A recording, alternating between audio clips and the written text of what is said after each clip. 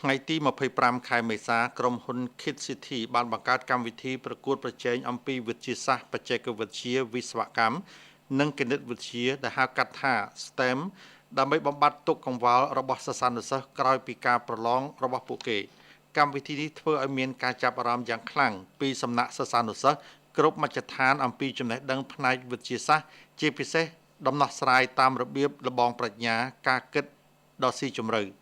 ក្រុមហ៊ុន Kit City បានបង្កើតសាលវិទ្យាសាស្ត្រតាមរបៀបកំសាន្តសប្បាយដែលមានឧបករណ៍ពិសោធន៍ជាក់ស្ដែងដូចជាដំបូលរមៀលលើលំហបញ្ជាក់អំពីទំនាញផែនដីឬការស្វែងយល់អំពីការប្រើញៀនផ្សេងៗក្នុងបន្ទប់ងងឹតសូនឈឹង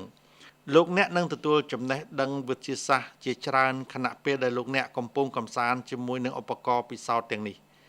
ការរីកចម្រើនផ្នែកអប់រំវិទ្យាសាស្ត្របច្ចេកវិទ្យាវិស្វកម្មនិងគណិតវិទ្យាដែលមាននៅក្នុងប្រទេសកម្ពុជាគឺសុទ្ធសឹងតែជាចក្ខុវិស័យរបស់មជ្ឈមណ្ឌលកំសាន្តនិងអប់រំ Kit City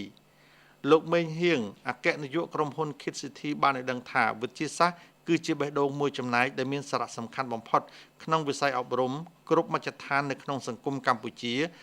ដែលយើងខិតខំបង្កើតឡើងសម្រាប់មជ្ឈមណ្ឌលកំសាន្តនិងអប់រំ Kit Cityវាជាកិច្ចការសំខាន់ក្នុងការបំពេញបន្ថែមក្នុងវិស័យអប់រំប្រទេសកម្ពុជាដូចជា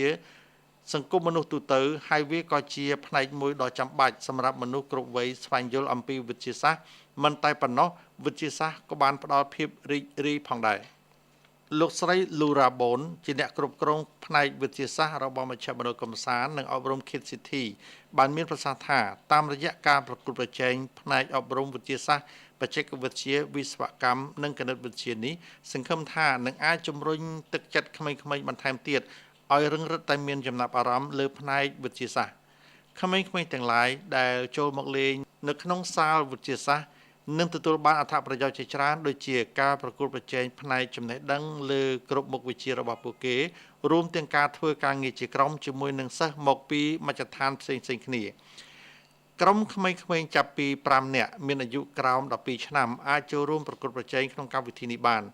សាលានីមួយៗក៏អាចចូលរួមប្រកួតបានហើយសិស្សទាំងអស់មិនចាំបាច់មានចំណេះដឹងផ្នែកវិទ្យាសាស្ត្រពីមុនមកក៏អាចចូលរួមបានដែរការប្រកួតប្រជែងសមត្ថភាពជាក្រុម